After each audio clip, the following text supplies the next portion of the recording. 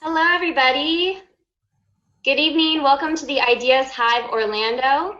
My name is Caroline Chomanix. I am the Chief Administrative Officer with Ideas for Us, and I'm so excited to talk to you about this really important topic today, protecting natural lands in Florida. We have an amazing lineup of speakers this evening to talk about conservation, how to protect our natural lands, and really how to get involved in your local community. So thank you so much for tuning in. If this is your new or your first Ideas Hive with us, welcome. We are a group of environmentalists here in Orlando, Florida, and we have branches all around the world, and we're really dedicated to creating environmental action in our community for global goals. So our mission with Ideas for Us is a 501c3 nonprofit organization, and our mission is to develop, fund, and scale solutions to the world's most pressing environmental challenges. We do this through a number of different programs and events. The first one is the Ideas Hive. So what you're tuning into right now is basically how all of our branches in Orlando and internationally, how we bring the community together to talk about environmental topics. So it can be challenges that we have in our community or ideas of how to advance sustainably. We bring community members together at these events to talk about these important issues and ideas, to develop action plans, and through our programming, every single month we create an environmental action project that tackles our pillars or our focus areas of Ideas for Us head on. And so our focus areas are energy, food, waste, water, and ecology. Through all of these different focus areas, we can develop action projects and really engaging Ideas Hive events to get the conversation flowing to have more environmental advancement in our communities. So what this can look like is, say our topic of the month is energy, and we're talking about solar energy here in the Sunshine State. At the end of the month, we might have a solar workforce training program. We've also had programs in urban agriculture through fleet farming. Fleet farming is our urban agriculture program started in Audubon Park and in West Orlando that transforms the average American lawn into productive farmland. So through this side of our program, we can have different events like creating community gardens. Waste, we really love to reduce waste in our communities, whether that's through a beach cleanup, a waterway cleanup, a waste audit, and talking to local waste experts about how our trash is processed, how does recycling work, etc., to have a more sustainable community. Ecology is the topic of today and talking about protecting natural lands. And we really love to have projects like tree plantings during these times to really promote ecology and balanced ecosystems. And water. Water, we also have water waste cleanups as well as planting. So planting shoreline plants that can help with our ecosystems in aquatic areas. So these are just examples of the things that we really care about and try to lead with Ideas for Us every single month, depending on our topic, that is led by local experts and community members coming together to talk about these things and to get active in our own community. Also, I would like to talk about the why behind the work. So it's really important as you're sitting and listening to this presentation of our amazing panelists talking about the environment, why it matters to you. Why is it important to have these conversations about protecting our planet and about what's going on locally and what you can do at home and in your own workplace or community to get ahead on the sustainability topic of the month. So today with protecting natural lands, we would encourage you to think about how you are involved and interested in this topic. So maybe after this presentation, you can get involved with the local group and really do a lot of work to make protecting natural lands something that is part of our culture. So thank you for that. So this month, we usually ask for donations for Ideas for Us, but with everything going on with the protests, we would like for you to donate and to support social justice groups in your area. And to really learn about this, you can donate to the ACLU, the NAACP, Campaign Zero National Action Network. That does have a local chapter in Orlando, we were informed. Color of Change, Community Bail Fund, or to a local social justice group and chapter in your area. You can also donate your time and volunteer to learn more. So please look into that This is unprecedented times that we're going through, and we really hope that you can get involved with that in your local community. With Ideas for Us, we have ways to get involved. We really are built off of community engagement. So we want to hear from you, we want to hear your ideas, and we want to get active in creating environmental action here in Orlando with you. The way that we do this is usually through our membership. So you can become a member to join one of our eco action committees. So depending on what you're interested in, whether that's energy, water, food, waste, ecology, helping us to create the Ideas Hive, which is this event right here, helping in a climate strike, or even joining our media and marketing committee, we want to hear from you, and we want you to come and join us to create more environmental advancement here in Orlando and beyond. Also, thanks to Ernest Calderon, our Chief Communications Officer, we have an amazing Ideas for Us podcast that he leads with our Executive Director, Clayton Lewis Ferrara. So if you would love to tune into that, you can go to ideasforus.org. We also have a link at the bottom. It is at the top of our website, so you can grab that link. And this is a place where we can really dive in with speakers from our past Hive events, as well as different community leaders to talk about topics in a longer setting. So we have some really amazing conversations. So if you want to check that out, please do. And it is available on our website, like I mentioned. So before we get into today's topic, we're going to be doing a little recap of what we talked about last month. Last month was a food month. So we had a couple events that were related to food. The first one was our Ideas for Us Hive. We were graced by Kristen Long and Emily Forensic to come talk to us about mindfully transitioning to a plant-based diet. During this event, we really learned about how plant-based diets are set up and the different carbohydrates, macronutrients, proteins, and fats that can be in these kinds of diets, and the environmental advancements that are associated with plant-based diets. So you can learn more about that. So thank you to our speakers from last month. We also led 2 virtual swarm rides. So every single month, even in non-COVID times, we lead 3 educational events called swarm rides. Usually they're in Audubon Park on bicycles, where we go from farm to farm with our community, educating on how to grow food in a fun setting where we're playing music and really getting to know each other and getting to know farming and gardening. So during COVID times, we had online events where we had Miss Lee Perry, our leader of Fleet Farming and Ideas for Us, as well as myself, go from farm to farm talking about the different crops that we're growing and really trying to bring you out on bikes on our farms to get you engaged and to get you out of your house, even virtually, to come learn about growing food with us. So you can check that out on our YouTube, our Fleet Farming YouTube. Also on our YouTube, we have some cooking demos where some of our farmers took the produce that we had grown to create some fun recipes like fresh pesto, sauteed greens, and a vegan protein meal. So you can look at our YouTube for Fleet Farming to learn more about that. We also have previous videos as well. Educating the kids was something that we really thought about during COVID times, how we were going to keep our education programs going. And we do have some free classes that we were able to offer, such as planting a flower bouquet.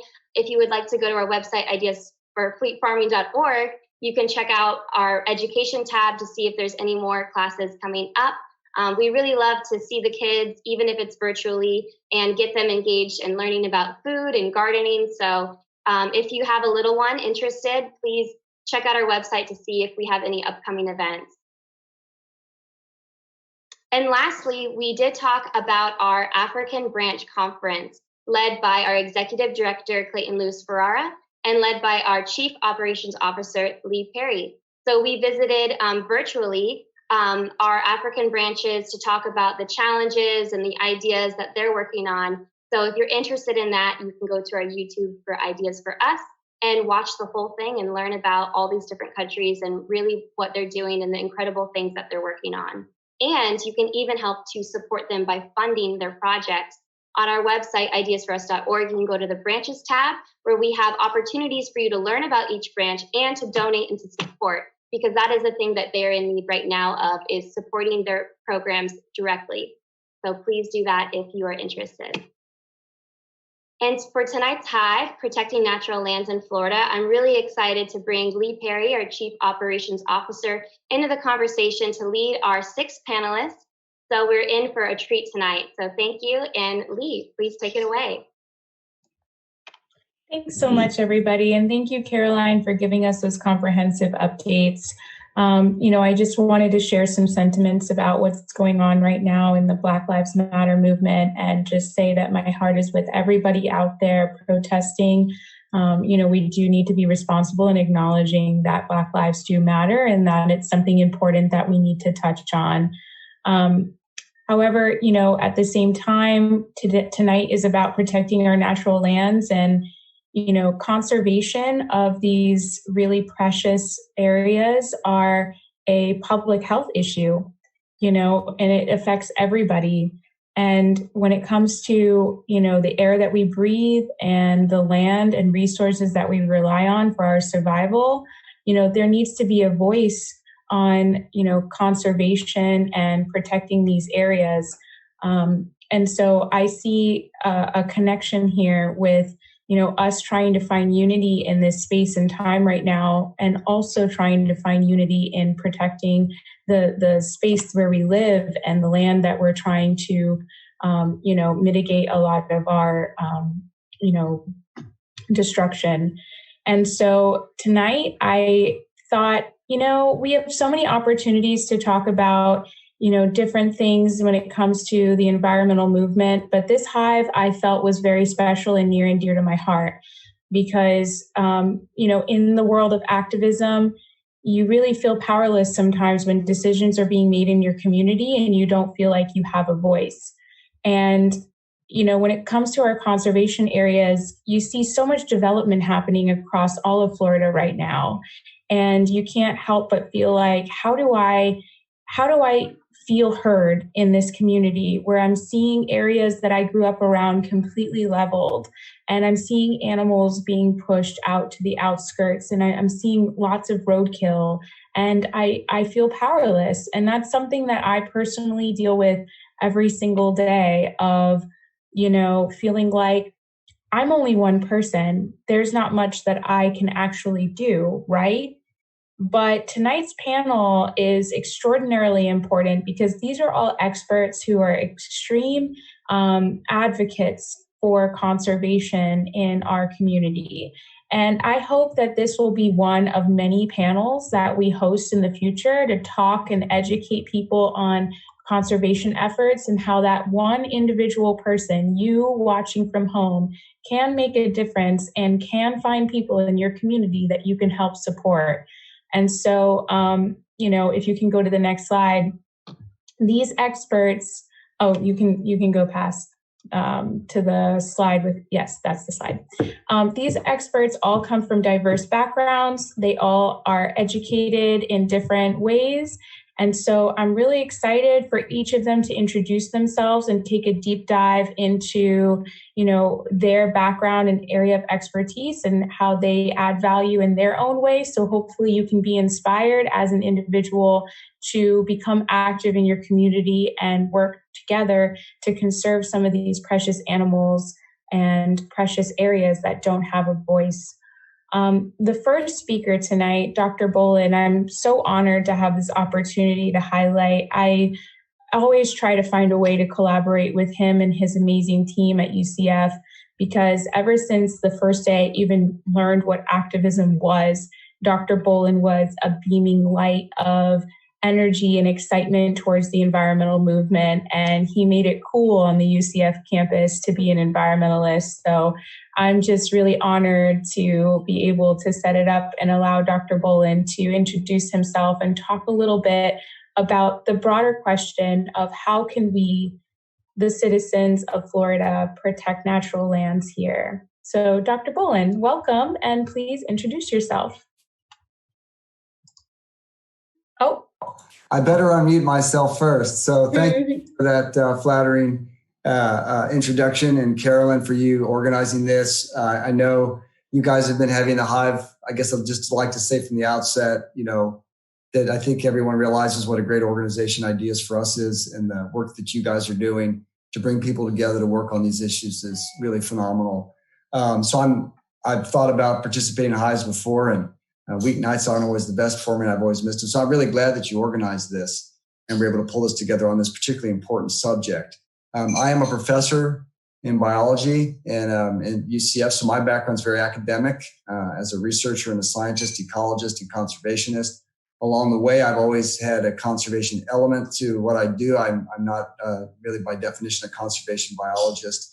And I'm really looking forward to hearing from the other panelists today. A couple of them were folks that worked together on the recent conservation issue we had very locally here to me, which was the Econ River Wilderness Area, which was under threat from a local developer. So that was the first time I really got involved in issues on a very, very local level. In terms of trying to actually protect a relatively small but exceedingly important parcel of conservation. But one of the things I wanted to do today, and maybe it's good that I'm kind of going first here, I wanted to give a broader overview, really this whole question of conservation in the state of Florida. I think Lee made a very good point that we live in a time now of great social unrest, and we've got a lot of social problems. We have people who are not treated equally, who are subject to injustices all their lives. And many philosophers and people in conservation biology have tried to make the argument that, well, nature falls in the same category of treatment, and that there are reasons why we should think about the rights of nature as well. And other folks have made comments about the abuse of people is just it's just another example of the abuse of nature. But those two come from the same kind of drive and motivation. Whether that's the case or not may be a question, but I think it's important to think about the relationship between those two things. So I'm going to give you a broader overview in my talk, my brief couple of slides here of the conservation in Florida and why it's important. This region, the coastal plain shown here in green on this map, was designated in 2016 by a distinguished professor of conservation biology, a true conservation biologist, Reed Noss at the University of Central Florida, as a biodiversity hotspot. And what that means broadly and very simply is that this region has a tremendous amount of biodiversity in terms of the number and types of different species, and that those species are found, many of those species are found only in this region. Very high diversity. But that's not enough to be a hotspot. There's lots of places with high diversity. What makes you a biodiversity hotspot is that you also have a great amount of development, that over 70% of the region has to be developed. And in the case of the coastal plain, there's only 3% of the longleaf pine ecosystem left. And that was the 90 million acre ecosystem that extended throughout this entire region. It was basically destroyed. And that ecosystem contains a lot of the region's biodiversity. So first thing I wanted to set up is conservation in Florida has a lot to do with the fact that we have high diversity. We have a very diverse types of systems, and we have a lot of biodiversity in it. You can go to the next slide. And we're very lucky, mostly due to past actions of decades of work of people on both sides of the political spectrum, people in various different fields of law, science, activism, that we live in a state that has protected 29% of its entire acreage in some sort of conservation status, all shown here on a map that is kept by the Florida Natural Areas Inventory. You can access this online.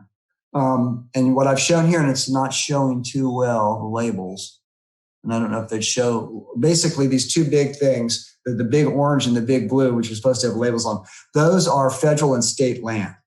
So when we talk about conservation in Florida, and we talk about all this land that we've conserved, by far and away, most of that land is held in ownership by the state of Florida or by the federal government. And then these little small pie pieces that we see on there are these smaller categories. And some of those fall into the category that the Econ Wilderness falls in, which is held by the local governments. And then we have conservation organizations like Conservation Florida that might own land outright, which is called fee simple, where they buy the land and then have to be responsible for its ownership and management. Or there might be conservation easements. And those are parcels of property that are maybe held in private ownership, but there's a restriction on what can be done to enhance the conservation value. So a rancher, for example, and I was involved in a lot of that in South Florida, a rancher might have a 10,000 acre ranch and might decide to set aside 500 acres into into perpetuity into conservation, and then would enter into a conservation easement, very often with the federal, sometimes with the state government or with a private entity, that basically locks up that piece of land into permanent conservation, even though the property is still held in private hands. I think for us, when we talk about activism and local activism, we're talking about trying to protect specific parcels that people and residents might have a specific attachment to. But there's a lot of different types of conservation land. It's held in a lot of different ways, but and the big picture is most of it's held by the state. Next slide. We've all seen this, and I'll show it again. This is the current status of Florida urbanization, and you can see this was developed by 1,000 Friends of Florida. You can see the protected land is in green, which I showed in the previous slide, really, and the red is developed land, and that's cities, suburbs, what we would consider developed kind of properties. And the big issue with Florida is that, and the reason conservation is such a big issue now is that we're going to see a tremendous amount of expansion of that development is predicted in the next 20 to 30 years. So if we hit the next, we're going to be on the same slide, I believe, but we're going to hit the next. Did Caroline walk away from? Here she is. Next, there. That's the trend. Now, this is if every county built out its plans, and maybe one of the other speakers can speak to this. This is the future that could happen in terms of the amount of development that's going to happen in Florida. And now you're moving more towards 30% of the land or more in urban setting. So now all those parcels that we've preserved, which maybe had intervening agricultural areas that maybe provided a buffer, you're going to start to see urbanness push up against all of those natural areas. And that's going to lead to some major consequences in terms of the ecological interactions within those remaining parcels, because now there's a lot of connectivity of those parcels to other parcels where genes can flow between animals and plants, which has a very important consequence for conservation and diversity. And you're going to have more isolation because you're going to have surround parcels now with all urban. And you're going to have a difficult time achieving conservation if you don't actually do more in the urban areas themselves, which is an opportunity for Florida because it's the 21st century. We have a lot of knowledge that people didn't have when they developed cities back in Europe and in other parts of the world 1,000 years ago. So there is a possibility, and I think it's important for us to think about how do we conserve land within a more urban kind of context. Go to the next slide. And that's just kind of my final slide here. We have a lot of conservation land. We've done a lot better than most states, and we're a leader in that area. We could be again. It was really during the Rick Scott era that was overturned during the recession, that we stopped buying as much land and preserving as much land as we used to. There's some effort to try to go back in that direction. We know we had the amendment to the Constitution that voters voted on to bring back Florida forever, which I hope another speaker will talk about. So we have a lot of development pressures. The big thing that's leading to further fragmentation of our remaining areas. That will isolate the areas that are left, so they'll become increasingly critical, the corridors that link pieces together. And I think the really important thing is as we become more urban, people are going to be less and less connected to natural areas. We already have a lot of imports from other states who don't even really understand what Florida ecosystems are all about. They moved here to retire from Minnesota, for example. So having areas accessible to people that retain some naturalness to them on the edge of urban areas, kind of like we had here with the Econ Wilderness, provides a great opportunity to educate the public of what a Florida natural ecosystem is. And if you don't do that, how are you going to build a momentum of people who want to protect it if they don't understand it? So I think it's important that these natural areas are conserved and accessible to the urban populace, especially as we become more urbanized. And also in the urbanized areas, I'm working with a group on sustainable landscaping. There's a tremendous amount that can be done within our built environment to support a lot more biodiversity than we currently do, like 10 times more. So that's another issue I hope to work on and that people can work on. There's protecting the natural areas, but we also kind of have to think about, what we are doing in the built areas. So that's my summary very briefly of what I had to say. And I look forward to hearing what the other speakers have to say. Thank you. Thank you so much, Dr. Bohlen. I think what I have had the privilege of experiencing in my very small career so far in turning on the minds of people who might not see how severe the destruction is, and being able to share information and facts that enlighten them is really an incredible experience to see how people realize the toll that we're taking on the environment. And something that you brought up just now about isolating the genetic pool of different species.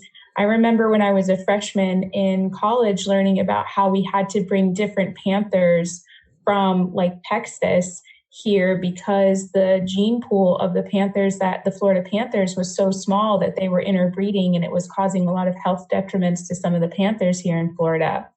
And, when I think about, okay, well, in 30 years, if that's how much development is going to happen, well, that's extraordinary. Like, where are these animals going to go? And I think that's something that people don't realize, is that even though the state does buy land, I don't know, and this is something I hope to learn tonight, how strategic the purchasing of land is to protect that gene pool and to conserve those areas where those animals otherwise would just be pushed into the road and otherwise killed. So. Yeah, and I don't want to take other speakers' time, but that corridor, there is a Florida wildlife corridor movement, and there are people really working on thinking about how to connect those things. Unfortunately, sometimes conservation purchases are piecemeal. They identify what the best parcels are, but I think the Florida Forever group actually does try to consider also how the role of corridors in protecting land. Maybe another speaker can speak to that.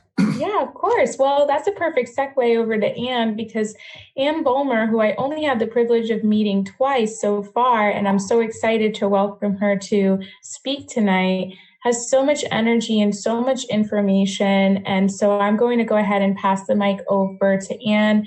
Please share a little bit about yourself and tell us a little bit more about some of the work that you've been doing in conservation. Cute.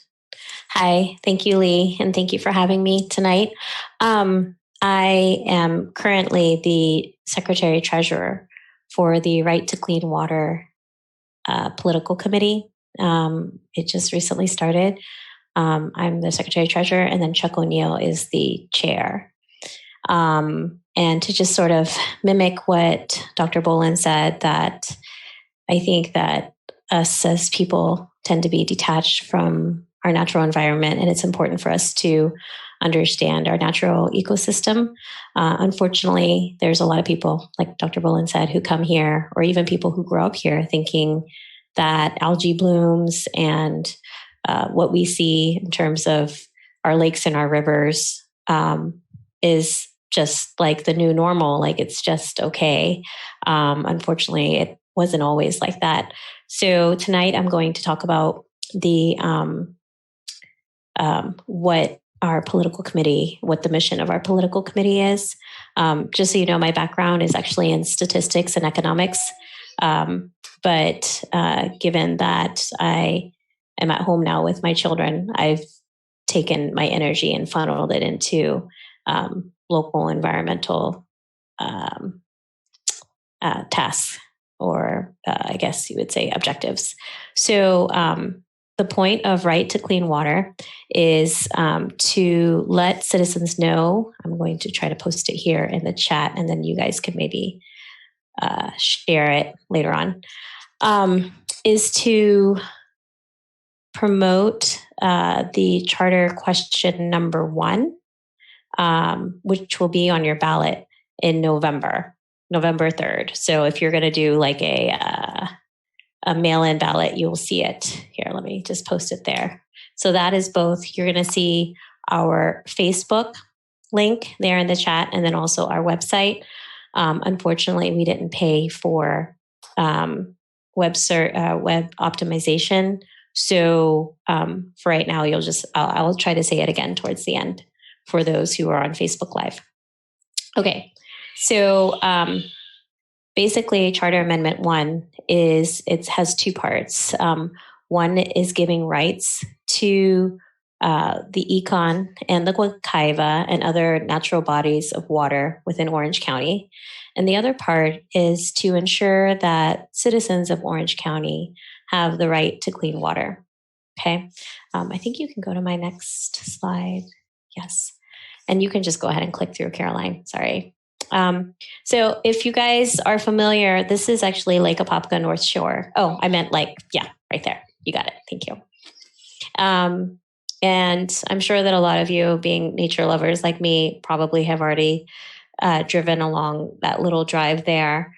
But it didn't always look like it does now. And if you look really closely, there's still a lot more work to do, and the water's still full of pesticides. But before I go any further, if you guys would, I would like to take you guys back in time. And from the 1920s and the 1950s, this lake was considered an angler's paradise. With 40 miles of shoreline, it was like a bass fisherman's dream. But I think all of you know, because Lake Apopka has a lot of public, what is it called? Like it's very popular. But as you well know, sewage from citrus processing plants and fertilizer runoff from muck farms filled the lake. And by the way, all of this was legal back then. But imagine if we, as Orange County citizens, had Charter Amendment 1 back then. And remember, Charter Amendment 1 gives natural bodies of water the right to exist. We could have sued the corporations for polluting the lake.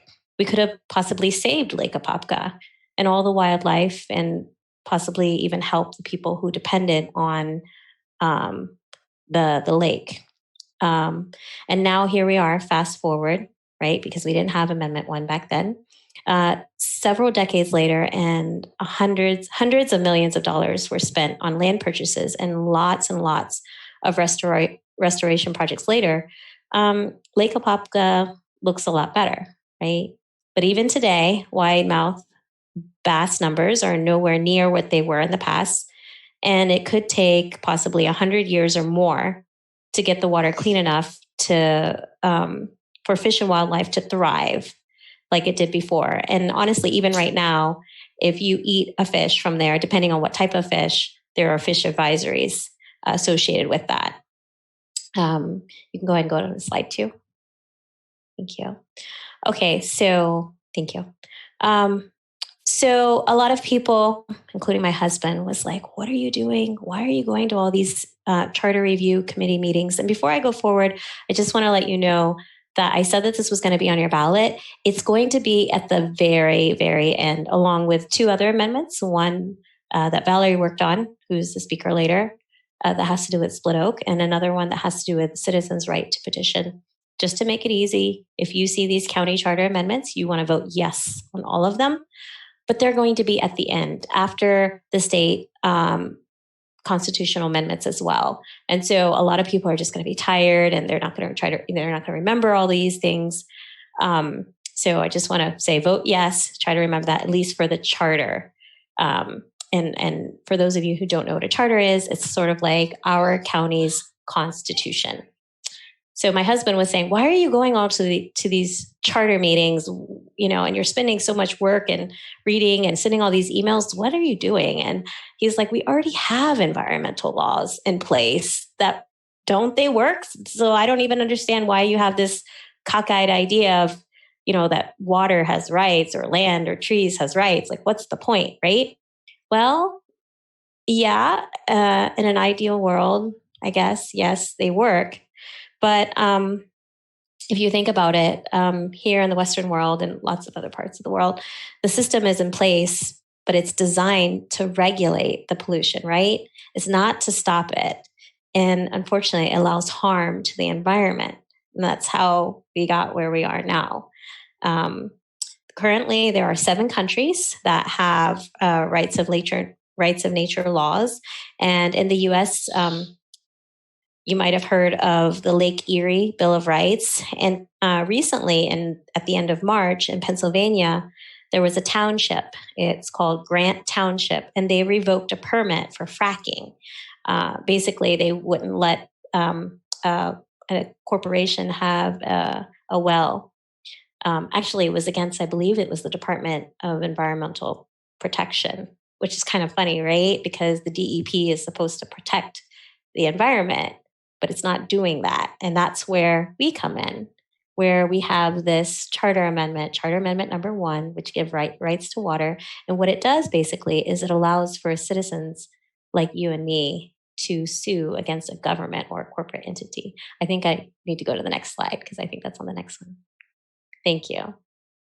So basically, that's what we're doing here. And I urge you to also not only vote yes, that's the least you could do for Amendment 1, but also to, like Lee had said, find a cause that you believe in and then attach yourself to that. I didn't even know that we had a charter until I started going to the meetings, and I became more and more informed.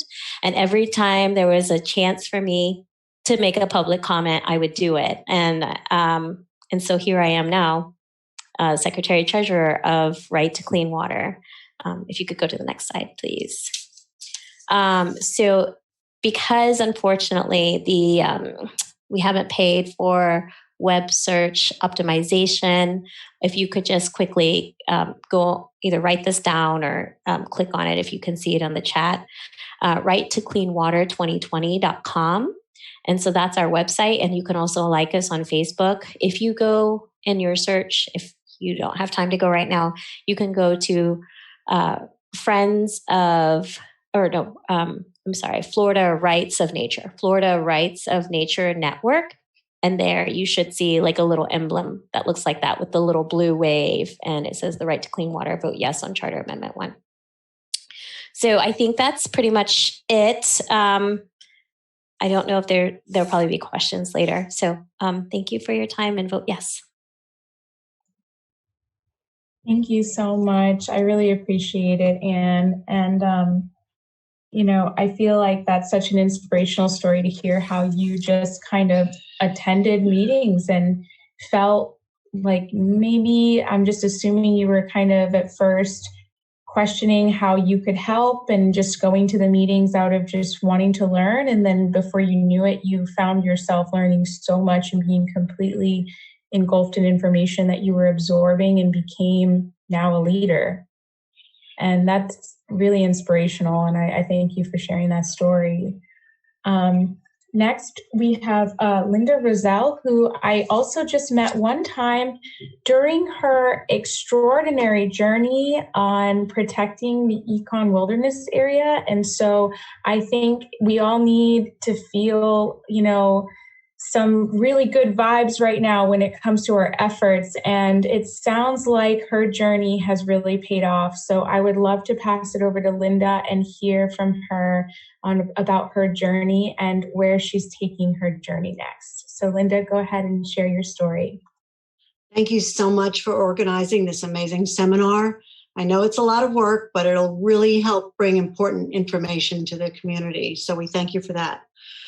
So although my background is in Fortune 500 HR administration, I am currently a website development company owner and online marketer who developed SaveEcon.com and directed the community's efforts towards a successful conclusion in preventing development of the Econ River Wilderness Area, a natural lands designated conservation property in Seminole County.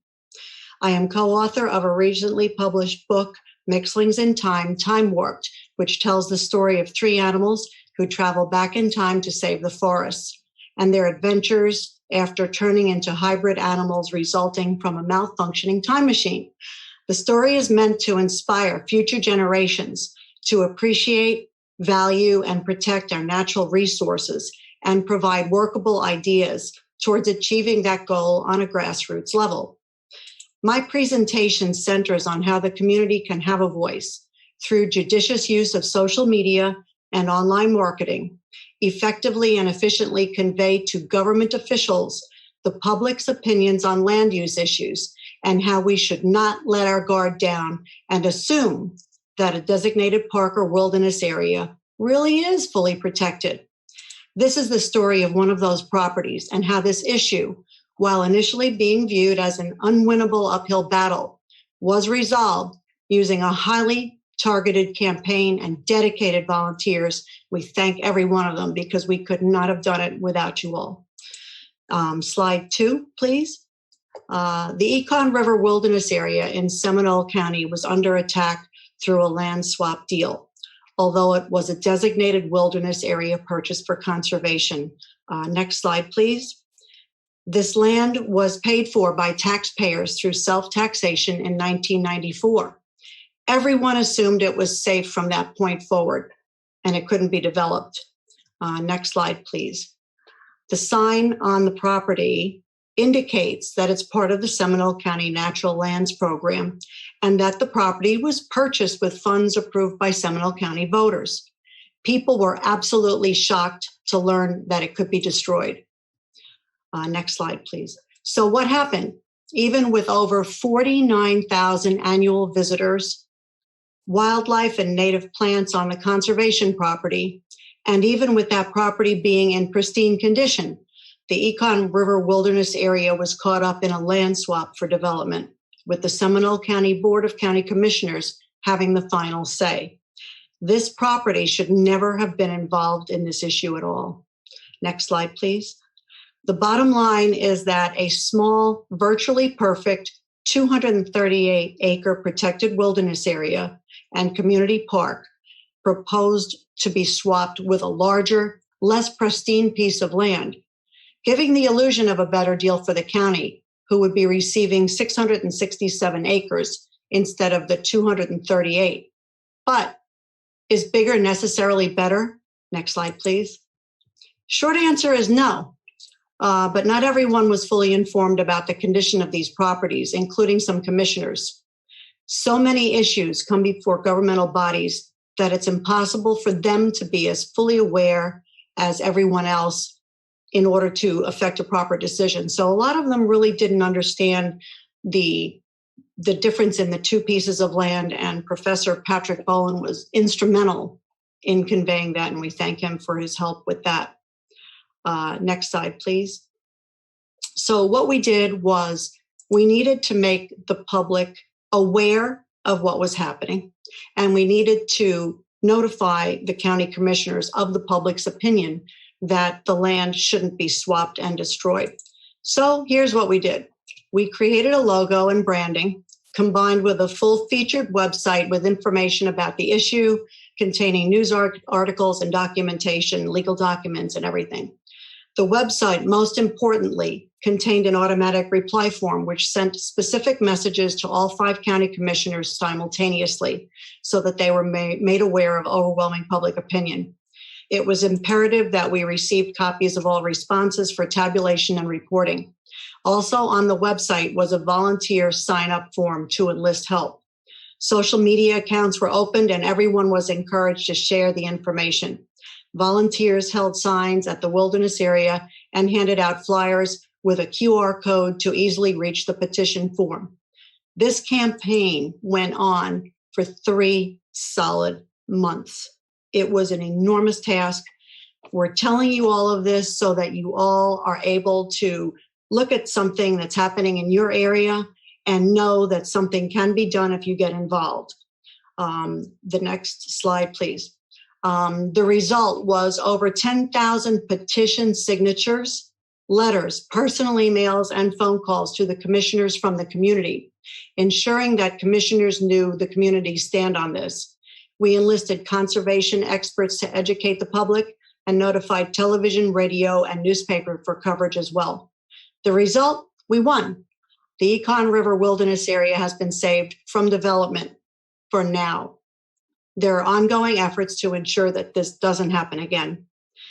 So the takeaway from our campaign that will hopefully help a lot of you out there is this. Number 1, get moving fast. Don't give up, even when it looks like you might lose. Have a strong group with plenty of time to devote to the cause. Second, look at the big picture. Distill all the information and make the right decisions at the right time, and coordinate a motivated group of volunteers and experts who can offer assistance and change course in an instant. Next, get all of the facts about the issue, then fact check those facts. Too many people make decisions without first getting all of the information. Know your goal and work towards it daily. Above all, remain courteous and respectful in your communications and dealings with everyone. What seems like a daunting task is a daunting task, but with the help of a good team that is motivated and works hard, anything can be accomplished. You can make a difference. Thank you. Wow, that is such a great story. Thank you so much for sharing. That was incredible. And I think that that is one of the many messages I was really hoping to, connect to the audience tonight, because I think too many people do feel like they don't know how to get started, or they feel very discouraged because there's some developer with tons of money who they're facing and up against. And you were able, with an amazing team of volunteers, to advocate and protect this area. And it really sounds like the work isn't stopping here. It sounds like you still have a journey, because it sounds like people are still going to be coming for this beautiful conservation area so that they can put condos and level this area. I'm just assuming, but that's what it sounds like, right? You still have more steps ahead of you. Yeah, we're hoping to ensure that it doesn't come up again. And we're researching ways to put further protections on the property. But for the time being, I think the community has spoken out really loud and has been heard. And we want to make sure that the community can continue to rely on this being a park. Well, thank you so much for sharing your story, and thank you for all the advocacy that you've been doing. And thank you, Dr. Bohlen, for contributing to saving that. Next, I have the honor of, introducing Kim, who, I have to say I've done my fair share of lobbying at Washington, D.C. and in Tallahassee, and I'm not a political person. I wasn't raised, reading the newspaper or talking about the news and understanding, politics. So all of that is very, young and new and a fresh concept for me. And I think it's very easy to move towards apathy when you're trying to understand politics and when you're trying to understand how to navigate, different candidates and understanding who's razzle and dazzling you with a message, but really making back behind, closed door deals with corporations and developers. And it's very overwhelming, so a lot of people, when I've canvassed in the past, have said that they just don't vote because they don't feel like their vote matters. And, when I've lobbied, I've had different candidates' aides tell me to condense what I want to say to those candidates or those policymakers and representatives, to condense what I have to say to them like a third grader. They've literally told me, whatever you want to say, write it out like you're talking to a third grader. That's a direct quote. And when it comes to activism, the number one thing that we've talked about in some of these meetings before this event tonight is electing the right people to hold positions that can have an influence and be the voice in the room when decisions are being made in conservation efforts. So with that, I bring up Kim, who is going to introduce herself and talk a little bit about some of what she's been up to recently. Hi, Kim. Hi, Lee. Thank you so much to you and to everybody involved in putting this on, and to the other panelists. And more importantly, thank you for everybody out there listening and taking an interest in this topic. So my name is Kim Buchheit. It looks difficult because there's two H's in it, but it's pronounced boo and kite, like a little ghost saying boo, flying a kite. And after my name, frequently you'll see the initials PSM, and that stands for Professional Surveyor and Mapper. So I'm a land surveyor. And you can go to the next slide where I have a little different look. But anyways, I come from an educational background in geography, and I studied mapping. So from that, I got involved in surveying and ended up starting my own business in 1991, which I still have. So right now I'm focusing on expert witness in different cases that involve land matters and legal matters dealing with land. and special projects. So my favorite thing to do is research and help solve problems that involve land. And I ended up getting motivated to some activism by some of the cases I was involved in, and seeing the recurring issues of conservation easements being released, or weaknesses or lack of protections that we really expected existed, like what Linda was talking about with the Econ River Wilderness Area in Seminole County. So I became highly motivated to figure out a way to make a difference besides being just an average member of the public. And I am running for local office in Seminole County for Seminole County Commission coming up in the cycle we are about to enter. So I'm going to talk about why protections aren't what they seem to be or what we think they are. And it really comes down to words. So I want everyone to get in their head, not to be afraid to read legal documents, not to get over your fear of reading statutes and other things that look difficult, because reading is really important, and hopefully the words aren't too complicated to understand. So I'm going to go through some terminology and some basics here. Land protections are really a specific aspect of property rights. And in property rights, you'll hear people talk about a bundle of sticks, where ownership of property, Dr. Bohlen mentioned it in fee simple. This is a terminology you hear frequently. That means that the landowner owns the entire bundle of sticks and has full control over the property. Well, with the exception of government and other agencies that may have some jurisdictional control. But typically, we look at things as a bundle of sticks, and you can own some of the sticks or all of the sticks. And that's really a way to think about easements and other rights attached to property. Like sometimes they separate rights to remove timber or minerals. Sometimes there's utility easements that allow utility companies to run across someone else's property with their installations. Sometimes various different landowners have rights of access across other properties to get to theirs. So those are a couple of examples. And I'm going to just talk to you about some of the language of deeds. And a deed is really just the document with the words that hold the terms and conditions of how the land can be used and by who. So fee simple, that terminology means you own all the rights. And then there's other ways that you could own partial rights to property. And you can also think of this as like a layer cake. At the bottom layer, you've got the real world, the ground, and then above it, you've got different various rights that create like blankets of protections. And that's the way we look at protections on land. So let's go to the next slide. So here's an example of some language in a deed restriction. And this is actually out of the protections on split oak, which you'll hear Valerie talking about soon. And I'm just going to read you a little bit of this. You can read for yourself, but just to introduce it. This is number one. So what is number one? In the beginning, this is the first paragraph.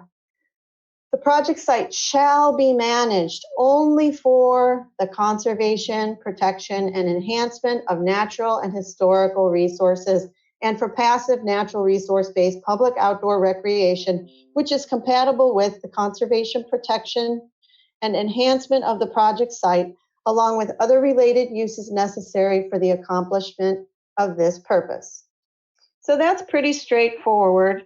And those aren't very complicated words. Like we all have a general idea what that means. So let's move on to the next slide there. Yes. Oh, forever got out of its little box. That's interesting. Well, that's maybe prophetic even. But this is example language out of a conservation easement. It says that the parcel, which has a description, which is attached in the exhibit, shall run, that the conservation easement, which shall run with the land and be binding upon the grantors, its successors and assigns, and remain in full force and effect forever. Again, these words are pretty simple. The grantor might be a little bit confusing. That's the owner of the land who might sell it off to someone else, or might deed it over to someone else, or might have heirs that end up with the property at some point.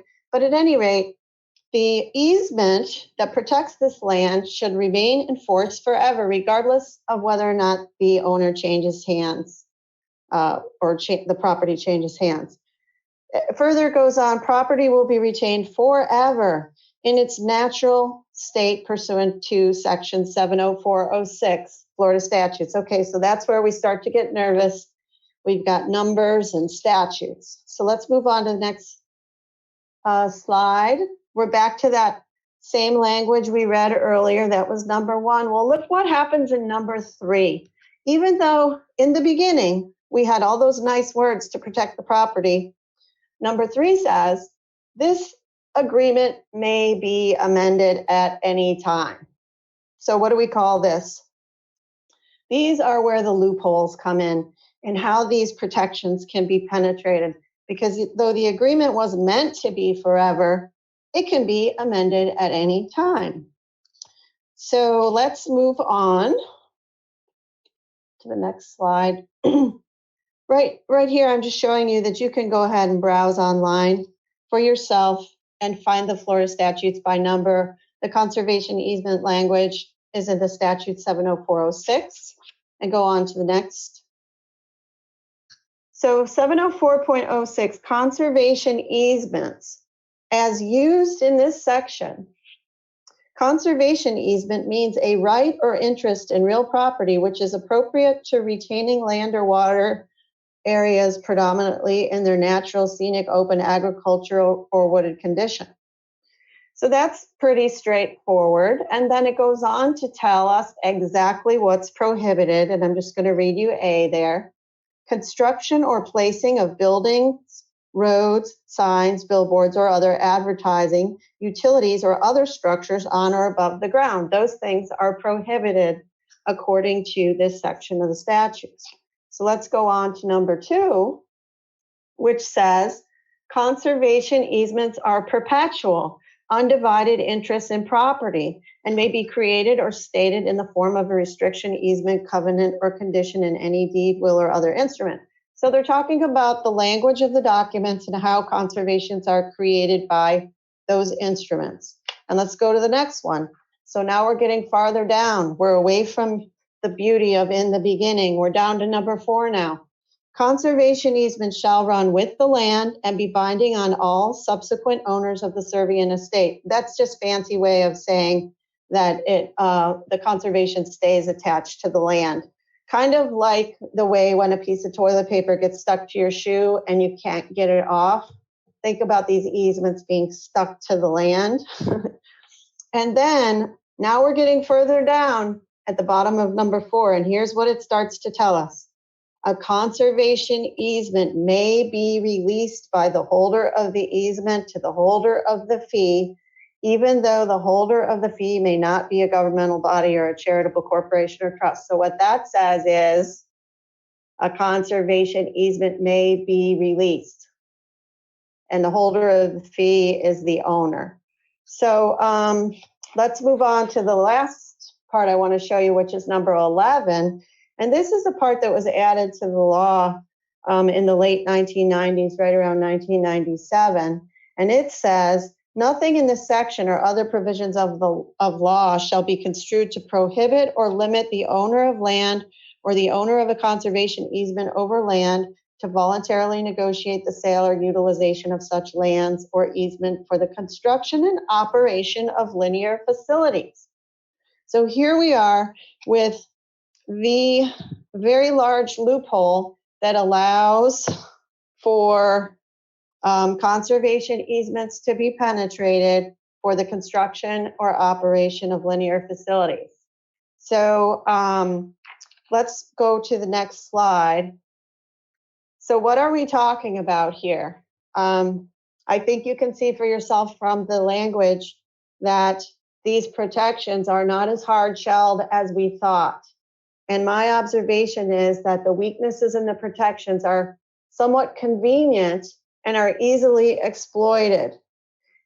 And the good news is that people are noticing this, and that we have warriors like Linda and all the people that got behind her to protect the Econ River Wilderness area, and people like Valerie Anderson, who's going to tell us about Split Oak. And these people are energizing grassroots movements to swell up and create political pressure for our elected officials to be able to make the right decision and do the right thing and enforce these protections. So my little story here at the end is, well, for one, you can contact me anytime. There's my contact information. But people are the key to these protections, and standing up for these protections and fighting for what is right and necessary to enforce these protections. These protections don't just take care of themselves over time. We have to look out for them. And one of the most interesting things that happened in one of the talks I gave, I had that little box up there. If you think you are too small to make a difference, try sleeping in a closed room with a mosquito. And after the talk, one of the big wigs of the conference came up to me and thanked me for putting that up. And he said it reminded him why he got involved in ecology to begin with. And you know, I just put something like that in the presentation as an afterthought. And here was this well-renowned person that came up to me and said, you know, that's why we got started on the work that we're doing. So have fun. You're going to make a lot of friends if you get involved in one of these issues. In fact, Gus the Gopher Tortoise accepted my friend request on Facebook. So I've made all kinds of interesting friends. And I really appreciate the work everyone's doing. And it's inspired me to try and do so much more and make a difference, you know, for the people of my community. So thank you so much. Awesome. Thank you. You are a warrior and probably a developer's worst nightmare, which I love and am inspired by. I just have to say that it was great for you to go through that, because every time you were like, okay, here's some numbers and here's some fancy words, I did feel that panic as a person who is not, you know, accustomed to reading legal jargon. I did feel that panic. And I think that might be an obstacle that withholds a lot of people from entering into a committee or entering into activism, because they feel like it's going to be nothing but legal jargon that they don't understand, and they feel stupid and intimidated. And you're not stupid if you don't understand it. You're more like Nancy Drew. You know, you're trying to get to the root and investigate to learn with other people how to protect conservation area. And so you inspired us tonight by going through that. So thank you so much. Well, you're welcome. I aim to demystify things a little bit. So I hope that was helpful. Very much so. And next on the docket is a community leader who definitely inspires everybody around her, considering that, you know, she's rallying up people to feel that passion and that inspiration in order to save and protect an existing forest that is under threat. Her name is Valerie Anderson, and I'm so excited to have her introduce herself. But just to remind everybody who's watching, please make sure you're asking questions in the chat, and you know, feel free to direct any questions towards any of our panelists. I'd love to, at 8, have an opportunity to ask our panelists any questions. But let's go ahead and kick it off to Valerie. Hi, Valerie. How are you? Hi, I'm good. Thank you for having me on the panel. I love ideas for us. Really appreciate the work you guys do. So I'm currently the Director of Communications for the Florida Native Plant Society, and my role with Friends of Split Oak is as president. So unlike the Econ River Wilderness area, instead of working on this for 3 months, we've been doing this for 3 years. So we have a lot of similarities to that fight, a lot of similarities to other fights throughout the state of Florida. to protect conservation land from land swaps, highways like the 836 in Miami or the Serenova Preserve in Pasco. These are all very similar incursions onto conservation land, usually with very similar players. I really like to, yeah. So Split Oak, one of the things that brought me to Split Oak is maps. So I did my master's thesis on Split Oak Forest in Geographic Information Science Technology at the University of Southern California. And I basically georeferenced all these old aerials of Split Oak and old survey data and watched Split Oak change from 1844 until the present, which at that time was 2011. 2015 was my last aerial that I worked with. So Split Oak Forest is medium size when it comes to conservation land, 1,800 acres. So, much larger than the Econ Wilderness area, but smaller than, say, Three Lakes or Hal Scott. It's connected to Moss Park and Isle of Pine Preserve. And it's surrounded by the Deseret Ranches of Florida. If you think back to Kim's presentation with the layers of property rights, the legal protections for Split Oak are very similar to that. They are different layers of protection, which I spoke to the people, some of the people that helped put those protections on Split Oak. Those people said they put those protections in place so that it could never be harmed. And they expressed incredulity that there was anyone thinking that these protections could be penetrated. These protections include deed restrictions, public ownership, conservation easements, mitigation banking. So this photo here is by Dante Doncel, who's a nurse, an excellent photographer and nurse, and a member of the Friends of Split Oak Forest. The reason why Split Oak is in the news so much is because it's threatened by a completely unnecessary toll road through it. And that toll road is to serve new development on the Deseret Ranches of Florida, developed by Tavistock Development Corporation, which is the developer of Lake Nona. And I just posted the commentary by Scott Maxwell today, talking about how this development is to serve a huge new community, and he calls this road a betrayal that is motivated by the desire for more development, and also that this road isn't about serving needs as much as it is for creating them. Next slide. So here's a map of the road. To orient yourself, if you're an Orlando resident, you're probably to the top left of this map. Lake Nona is about in the center, and the airport is just off the map in the top left. So Narcoossee Road is in the center, and the green line is the preferred alternative as chosen by the Central Florida Expressway Authority. As you can see, no attempt to avoid Split Oak Forest. The yellow line is the actual route that would avoid Split Oak, which the Central Florida Expressway Authority does not want to do because it would cost a lot more, approximately $140 million more. Next slide. So why is it important to defend Split Oak and all of these other conservation land, but Split Oak specifically? So roads, they get sprawl.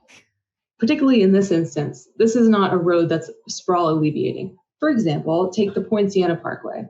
The Poinciana Parkway is not sprawl alleviating, it is connecting sprawl to actual transportation infrastructure. So we have Poinciana, really terribly planned development with only a few major entrances and exits and very few to transportation infrastructure. And all these people trying to get out to I-4 and over to Kissimmee and stuck in traffic for hours every day. And so Poinciana Parkway bumped through the Reedy Creek Mitigation Bank, Panther Mitigation Bank, other mitigation banks. I'm not sure if it bumped through any conservation land, any public conservation land. But that is a case of there is some public need for this transportation infrastructure. But in the case of Split Oak Forest, that's not happening. That area of Deseret Ranch does not have anyone living on it currently. It's only planned development that this is serving. So if conservation land can be traded in and destroyed for this very low bar, which in my and other people's opinions, does not constitute the public good. What happens when, next slide, as Dr. Bohlen showed, the state of Florida is much more developed than it is already?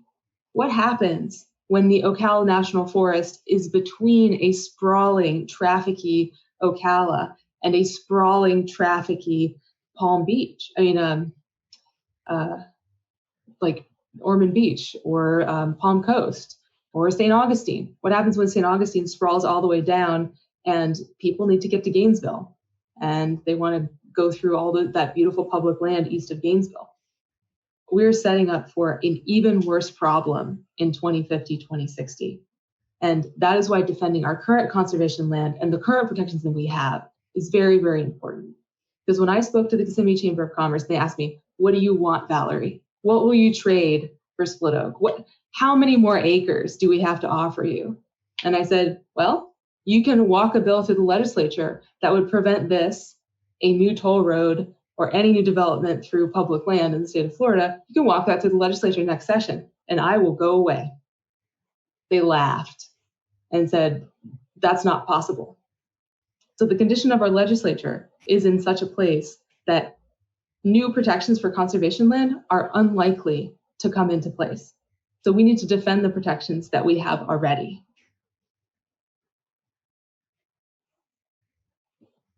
Next slide. So as far as I can tell, Split Oak Forest is protected by every possible legal protection we have in the state of Florida to defend conservation land. Now, this is minus any sort of ephemeral protection, such as perhaps having other historical sites on property and burial grounds, that sort of thing. So if we can't protect Split Oak, it can't be protected. And we need to put our effort into protecting what we have currently. And so obviously, as Friends of Split Oak Forest, we have an interest in Split Oak. But why does the Florida Native Plant Society care about Split Oak? And I wanted to discuss our transportation infrastructure policy statement that we have, which I'm going to put in the chat here. Drop that in there. It says, development of transportation-related infrastructure is a frequent cause of habitat destruction that threatens Florida's native plant diversity. The Florida Native Plant Society supports thoughtful planning for placement and design of new road corridors, airports, rail lines, and other transportation infrastructure.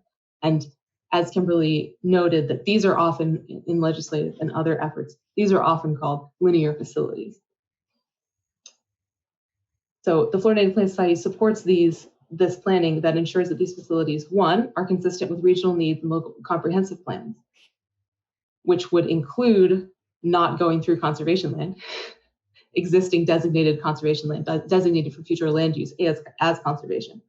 Two, avoid natural areas that support significant biodiversity. Split Oak Forest has over 30 threatened, endangered, or commercially exploited species, including species that have not yet been vouchered for Osceola County. I mean, I should voucher them, but it's kind of a pain. Three, minimize habitat fragmentation. The Osceola Parkway extension does not meet this criteria either. So the Osceola Parkway extension has violated the first three of the Florida Native Plant Society's transportation policy on transportation infrastructure. Four, will not impede resource management activities, for example, prescribed burning on nearby natural landscapes. The Osceola Parkway extension also violates that policy of the Florida Native Plant Society's transportation infrastructure, being that it's going to the Central Florida Expressway Authority's preferred alternative will run through actually the Florida Natural Areas Inventories. They're called reference sites. So they are the highest quality natural areas of scrubby flatwoods. So scrubby flatwoods is a very dry flatwoods. You might see some open sand. It's going to have different kinds of pollinators, different kinds of native plants.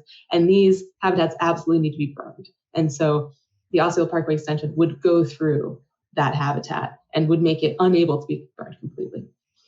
And so that is why both of my organizations, my employer and my nonprofit organization, cares about this stuff. Next slide. So what needs to be done in the future? Well, as Kim went through the Florida Statute 70406, the it needs to require that these be in perpetuity and not amendable for linear facilities.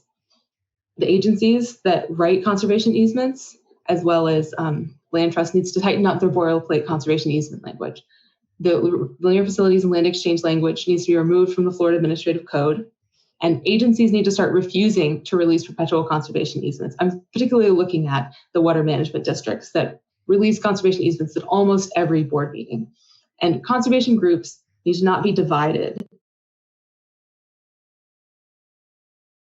in opposing roads and pipelines through conservation land. Next slide. Further, I would really like if everyone watching would join the Florida Native Plant Society.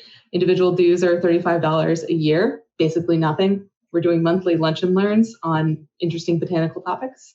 And the Florida Native Plant Society works really hard to support grassroots conservation efforts, rare plant monitoring, and it's just really fun to be a part of. Thank you. Thank you, Valerie. I mean, who doesn't want to talk about plants, like around other plant nerds? I don't know any people like that.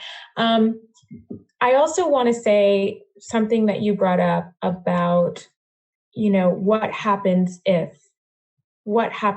you kept saying that about what happens if we allow this protected area to be completely destroyed by this toll road.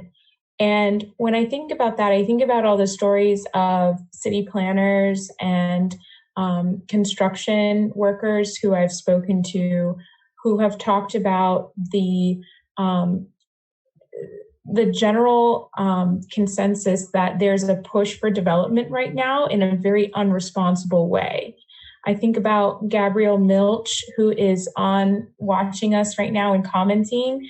She's on our water and ecology committee. And, she talks a lot about St. John's river keepers who are real advocates on water quality, and how when development is happening at this pace here in Florida, from what I see, again, I'm not a political person, but from what I see, the development is happening at a pace that is so fast that we're not taking into consideration how fast aquifers are being depleted, how much air quality is being impacted by all of these roads, and the lack of trees to sequester this carbon. And we're not taking into consideration all of our wastewater and how that is being managed and offset, and how it's contributing to algae blooms. And if we're not keeping up with holding different counties and cities or developments accountable for this development, then who is? Anne brought up how the Department of Environmental Protections wasn't responding enough to the rights to clean water, and so they had to create their own entity in order to be a voice in the room. And where does that accountability come in? And this is where I think is a perfect segue into our next speaker, Rachel Deming, who, has been there and has been a leader in fighting these entities, and, has a legal background, who can understand a little bit more. So for those of you who are watching who want to get involved, and maybe join the League of Women Voters or get in touch with Rachel directly, you want to find someone who has a legal background, who can fight in the ring with you when things really hit the fan. And I think Rachel has gone out of her way to help small nonprofits like Fleet Farming. She's helped us. She's helped other groups locally, like, oh goodness, I'm blanking on the name, Mustard Seed. And other nonprofits that really need help, and they need somebody in their corner fighting for them. And Rachel has stepped up and been that person. And so I'd love to pass it over to you to introduce yourself and talk a little bit about some of your efforts here in the community. Thank you. Thank you, Lee. Thank you, everybody else. It's very honored. I was honored to ask to be part of this panel. I met Chris Castro and Clayton Ferrara, I can't even remember, 5 years ago or so when we invited them onto the Barrie campus to participate in one of our seminars there, and, environmental seminars. So the Ideas for Us group has also been something I've been very impressed with this more youthful movement that is trying to I guess for someone who grew up in the 70s, pick up where we were in the 70s. And it's just been quite amazing to me and very disheartening to see how much what was done is being dismantled. But I think that the upcoming generation is going to have a resurgence there to bring it back to bring us back to where we might have been. Probably you've all had a chance to read a little bit about me. I'm a law professor. I have represented a variety of entities, from a big manufacturing entity to major banks and corporations to small businesses. And more recently, for the last now almost 8 years, working here at Barrie Law School in Central Florida, representing several of the people who have already been mentioned here, and working with several of the people who've been mentioned here before. Our first client was the League of Women Voters, involved in exactly one of these issues, which was at the time in 2013, the so-called sale of surplus conservation lands. How do you like that title? Are there any surplus conservation lands? And this was something that came in under the Rick Scott administration. There is no doubt that was a sea change, the Rick Scott administration, in relationship to these conservation lands. Prior to that, there had been bipartisan support for protecting these lands, continual bipartisan support and funding for these initiatives. So if you want to go to, anyway, so my perspective is, yes, go ahead and go to the slides. Thank you, Carolyn. That, as I say, I'm a lawyer, and I got into this, and all I saw was people looking at, Kim did a good job of going through what Florida statute says. And then there are these Florida regulations that Valerie mentioned, and people were saying, well, that's the law. And I said, actually, it isn't. So go to the next slide. This, I think, is just a little bit of a reiteration of the first part of what Patrick covered earlier, which is that Florida Forever Conservation Lands is the largest public land acquisition program in the U.S. They have had tremendous amounts under management. I would have to question these figures now based on information I've been more recently hearing, but that's for a different day. But there was a constitutional amendment in 1998, separate from the one of 2014 that Patrick mentioned, but there was an important constitutional amendment in 1998 to protect past achievements from unraveling. Exactly what some of the other speakers talked about, that, Linda talked about that old SUV is not the same as, something like a new car. Great, I think, kind of imagery. But the whole point is that these conservation lands, like anything else, take some time to manage to the state that they're being really productive ecologically. And so there was this amendment, which I'm going to show you, which is now a provision of our Constitution approved by 72% of the voters back in 1998. Go ahead, Carolyn. And what I would charge each one of us to do, as much as possible, is to hold our elected officials accountable for the oath that they took to uphold the Florida Constitution and look at this and read it. This is not this is a little bit of a paraphrase of the wording, but the main wording is there. So, real property held by an entity of the state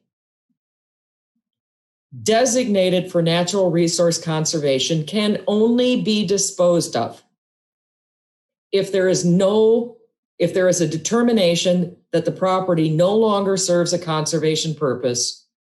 And if so, there must be a supermajority vote. But you don't even get to the stage of a vote unless it no longer serves a conservation purpose. So whatever is written in 7060411, as Kim pointed out, and the regs must be interpreted in accordance with this constitutional provision. The provision that Kim mentioned was actually enacted before this. So the fact that it hasn't been rewritten to conform to our constitutional law, our current constitution, doesn't make it the law of the land. This is the law of the land, and it's pretty straightforward and simple. And so what has happened with Split Oak? As an example, and I think that's why it's an important, as Valerie says, if Split Oak isn't protected, then, by all of these laws that we've put into Florida Forever protection, then, if we can't get the courts and the legislature to acknowledge that, then we have a significant problem here in Florida. And that's where we need to get our get people in who will acknowledge what the voters have said they want our state to be. So, disposed of. It is clear that what is being proposed in Split Oak is an attempted end around this provision. If they thought they could make this vote by saying, there's no longer a conservation purpose, so we can put the Split Oak, the Osceola Highway extension through Split Oak, they would be transferring the land outright, because that is the way you build permanent highways. And CFX has admitted that on their website. They have said, our regular practice is to acquire it, but we can't do it in this case, so we're going to get something called an easement. Now, Kim gave you a little bit of a background about an easement, but an easement is not for, things which permanently transfers control of the property. And that's what disposed of means. Disposed of does not just mean a sale. It means anything where you transfer control. And there is no doubt that they are transferring control. So I don't know, when it's been raised, nobody gets the chance to pose those direct questions to our county officials when we have these hearings on these things. But as we go into this next election cycle, I would ask the current Orange County commissioners and maybe Osceola County commissioners and others, what does disposed of mean to you? Did you take an oath to uphold the Florida Constitution? Ask Betsy Vanderlee, who is up for re-election, what does this mean to you? How could you do this? Now, and you can't ask them. They can't say, oh, well, our lawyers advised it's okay. That's not an answer. First of all, there's no legal opinions that have been released. There's no, there's just some overall statements. They're dancing around the question. Ask them, have you read this? It's very clear. This is not legal gobbledygook at all. It is clear. So, they're saying, oh, but disposed of only means sale. Well, not if you look it up in the dictionary. And so what I'm really trying to say is utilize our Constitution. Don't ignore our Constitution, and let's hold our officials up to that standard. Next slide, please.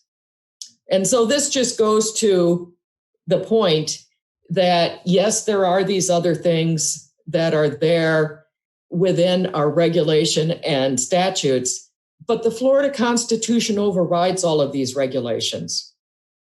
And the same was true with the amendment, the Water, Land, and Legacy Amendment to fund land acquisitions. We got a legislature who decided that they didn't want to, they wanted to ignore it. The district court, actually, the trial court that looked at this, the circuit court said, yeah, I agree. And then it went up on appeal. And there has been no written opinions on this, but it got overruled. You know, that's not the right thing for any of our officials. We elect judges here. We elect county commissioners who control these kinds of things. We elect our legislators, hold them accountable to take to their oath to uphold the law, the Florida Constitution. And, you know, that's the main thing that I would say. We've got wonderful constitutional provisions here in Florida on some of these issues. And I don't understand why people, overlook them. And we just need to hold, I think, our local officials accountable to imposing the requirements that they took an oath to protect. So that's mainly what I wanted to say. And I think diverse talents are definitely needed. I mean, what Linda showed in terms of messaging, in terms of, getting these kinds of things articulated. Kim has these incredible skills of understanding these land use restrictions and, what is out there. Valerie has the biology along with Patrick Bohlen. We've got to use all of these skills to pull things together. And Anne is now coming in. And, the reason that there is this belief that we need to have the rights of nature is that we need to have the vehicle for having a plaintiff who can go in there to enforce our rights on behalf of a river, on behalf of a conservation land, or some of our very important aspects. If a corporation has a right to go into court, why shouldn't Split Oak? So that's mainly what I wanted to convey. And thank you for the opportunity to be part of this discussion. That was incredible. When I learned about the importance of keystone species and the importance of gopher tortoises, and when I heard that Split Oak was an important piece on mitigating some gopher tortoises from other developed areas into that space of conservation, I immediately thought, well, then there you go, it's saved. Like the gopher tortoises are there now and established, and there's no way they could even contemplate putting a road through it, because aren't there protections and laws protecting these animals that are vital to the ecosystems here during, fires, for other animals to be, protected. And, that to me meant that Split Oak should just not even be threatened. It doesn't make any sense, right? But it sounds like with certain loopholes in place and with the Constitution being ignored, it sounds like from what you just said, Rachel, the Constitution and the verbiage is just outright being ignored. Is that what I'm seeing? Nobody wants to talk about it. I mean, it's just amazed me that, it's been raised in the county commissions and everything, at the hearings. And the only time it was at the CFX hearing, the Central Florida Expressway hearing, that there was a question from a commissioner saying, well, there's been some legal issues raised here. Why don't we have our general counsel speak about it? Mm-hmm. And the general counsel, Woody Rodriguez, says, well, I've only been here for a couple of months. I'm paraphrasing, obviously. And, I'm not really familiar with this. And yes, the Constitution is the supreme law of the state, but we got a legal opinion from our lawyers who are really experienced in this area. Mm-hmm. And that was it. That's the sole discussion I've seen on the record of the legal, the legal basis on the constitutional issue. So. Mm-hmm. Mm-hmm. Well, thank you. And, we have a lot of questions that have poured in, and I'll probably touch on a couple of these, but we're getting close to our end time. Hopefully you all won't be bothered if I connect with you and maybe schedule a time to do a follow-up, Q&A for a podcast or something like that, because I feel like, Ideas for Us, our role is to lift up these stories and lift up your voices so that we can get a further reach and expand on our audience to educate people. And ultimately, what I hope happens is that people show up to the polls and elect people who need to be in positions of power, who will be that voice in the room. And I hope that these different amendments that are going to secure the constitutional right to protect these forests and to protect our clean water will be, held and voted on. So just, really quick, in a summary of some of the questions that we have coming in, people want to know when they're buying a home, what can they do in a consumer's decision-making process to be better at buying homes, to make sure that their homes are not, encroaching on a place that might be, preserved, or how do they do their due diligence as citizens to make sure that they are, purchasing land better? Does anybody have any comments on that? And we can always do a follow-up too. This is Rachel. The first thing that I think about is not people who are might buy into one of these developments once it tramples over that, but there's a lot of people who bought next to the Econ wilderness area and next to Split Oak, expecting that they were buying next to something that was going to be preserved in perpetuity.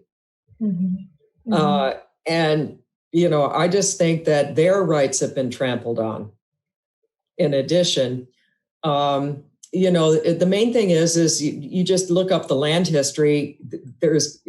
It's going to be in the land title deeds, and Kim knows more about this, who were the previous owners were. And if it was a governmental entity, that's where you might do some research.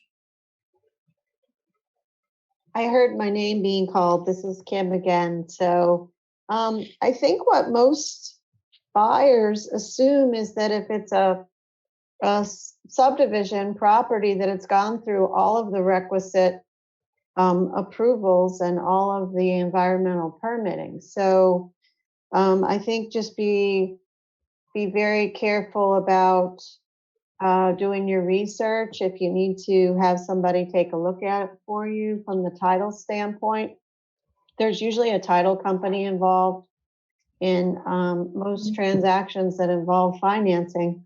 So once you're doing your due diligence during the contract period, just ask a lot of questions and get all of those issues brought up, because once you buy it, then, it's buyer beware. So I would just recommend doing your research, looking at the surroundings, maybe even checking into the future land use of the parcels that are nearby and see how the area is planned for future development and see if that's to your liking. So I think it's preference and do your homework.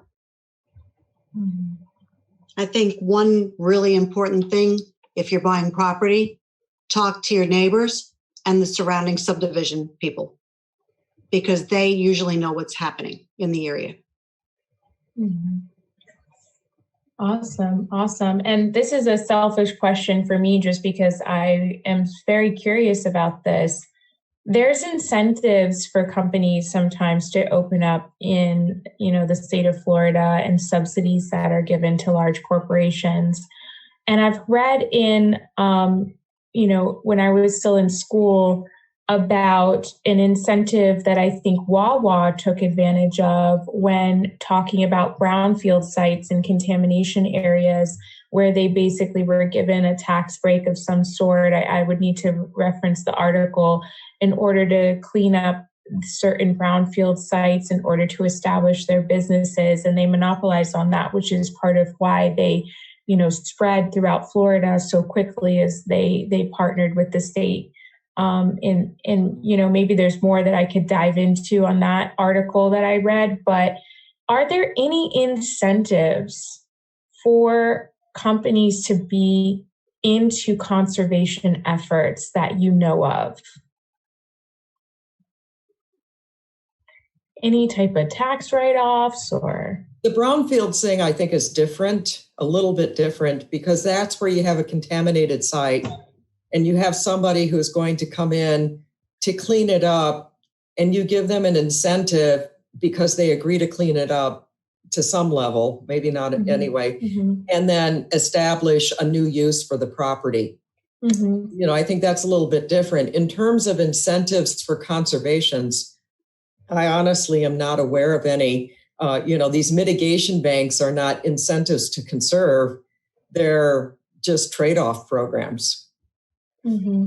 Like how Valerie was suggesting that there was some negotiation of some type of deal, like, hey, what do we have to do to get split oak?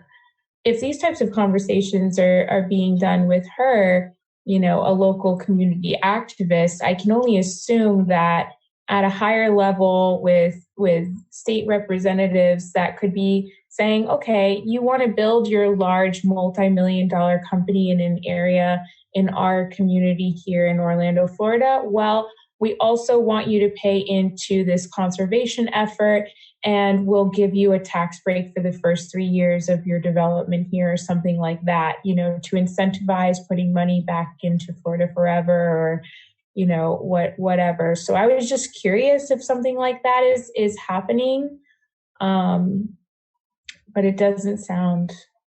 Well, Lee, this is Kim again. And putting land into conservation has tax advantages.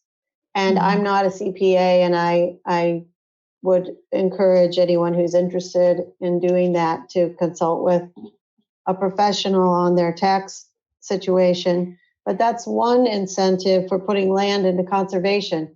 As far as development goes, I think some of the incentives really come from the local regulatory agencies or the state regulatory agencies, which require maybe a certain portion of the property to be put into green space, or for some of the wetlands to be placed in conservation or donated to land trusts or things like that.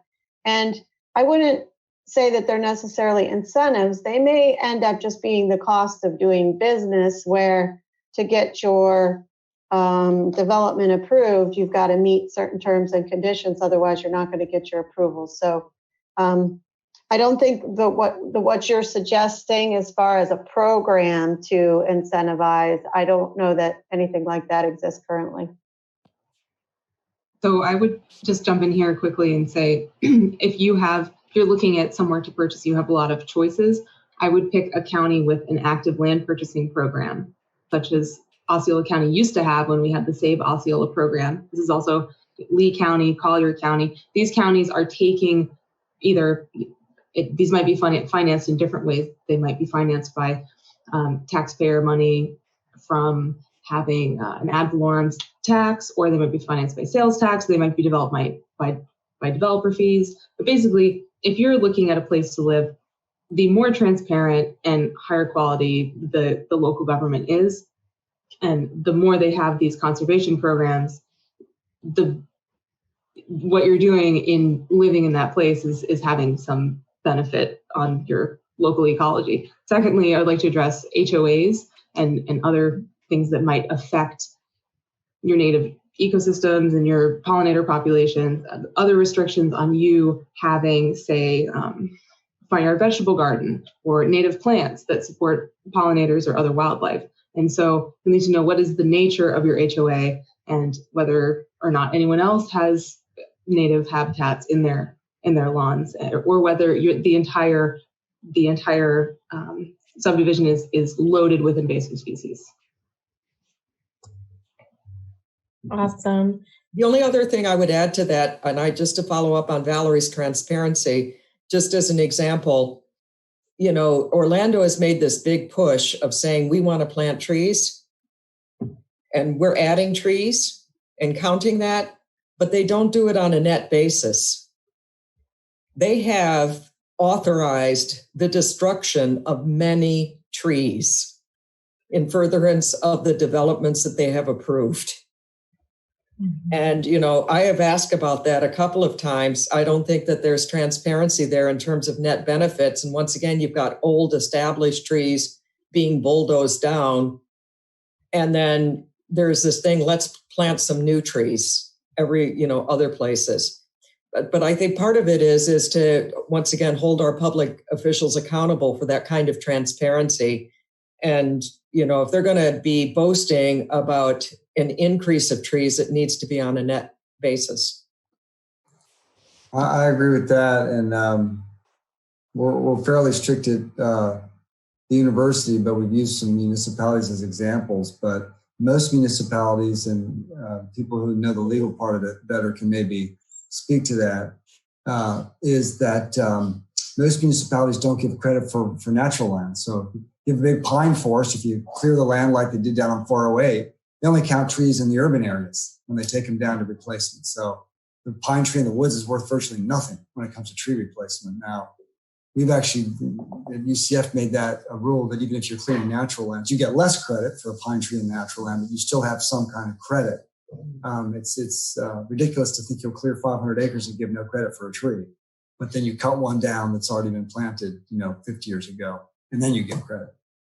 So I have to endorse that notion. That's a very good idea, or a very good point to make. As far as incentives go, there are a lot of conservation incentives out there. Specific one you were talking about, Leon, how businesses might get some kind of incentive like that. No, but a lot of the federal programs that involve incentives, and it's usually for agricultural lands or that sort of a thing. There's outright payment for a land, and that's where the economy can come into big play, because you'll see a lot of landowners turning towards those incentives when the economy is weaker, and the land is going to be worth less, and it's a better value for them to get the dollars for the acreage for conservation. I don't know if that was the case for the Econ Wilderness one that Clayton family sold it to the county. But it's influenced by a lot of different factors. But the land buying, getting actual dollars for the land, either in purchase or in easement, we found certainly for agricultural entities is the strongest incentive there is how much you're going to pay me per acre for this land or for the easement on the land. Well, thank you all so much. And, I think all the points here that were made were extremely important points that we want to lift and elevate throughout our audience. I'm just really honored that you all took the time to be on this panel tonight. And I hope, like I said at the beginning, that this will be the first of many. I want to raise the next generation of leaders that are going to be talking about this for years long after I'm even here on this planet. And so in order to do that, we have to share these stories and share this information and pass it on to the next generation of activists who are going to protect these lands for years to come. So you all taking this time to be on this panel means so much to me and means so much to our organization. So thank you. I'm going to go ahead and pass it over to Caroline to close us out. And once more, thank you all so much for being a part of our panel. Thank you. So for our next Hive, we hope we can join you. You can join us next month. Every single month, we have a different topic, so you can learn about a different environmental challenge or idea going on. So we invite you to the next month's topic, which is Ecospheres with Ian. It will be on July 1st, 6:45 p.m. on Facebook Live. We're going to be talking about Ecospheres. Ecospheres has some NASA technology that filters water. So if you have time from now until then, you can kind of look around in your neighborhood to see, do you have a body of water that you're concerned about with the pollution? You can learn about Ecospheres and how they clean the water with their technology. So we welcome you to that. Also, from everything that we learned about tonight, if you want to engage with Split Oak, we have a Split Oak meeting with Valerie Anderson on June 18th at 6 p.m. on Facebook Live. So you can tune into that to learn about how you can get involved. With Fleet Farming, we have 2 virtual swarm rides in June. So with myself or Lee, you can join us on the farms virtually to see what crops we have and to ask some gardening questions. Also, if you would like to see us virtually, you can set up a remote garden education session with myself or Lee to talk about what garden plants and questions you have in your area. It is a $30 donation, and it's a one-on-one video or phone chat to talk about your specific needs. Also, we have some services available with Fleet Farming in our edible landscaping program, so you can sign up for some services whenever we get back from our COVID break. So thank you so much for joining us. I hope you learned something about protecting natural lands, and we really encourage you to get involved. So from what we talked about today, you can go back in the chat and look up the organizations and the topics that we talked about and get active in your own area. So thank you so much, and have a beautiful rest of your night. Bye. Thank you all so much. We appreciate you. Thank you. Thank you. Have a wonderful evening. Thanks. You too.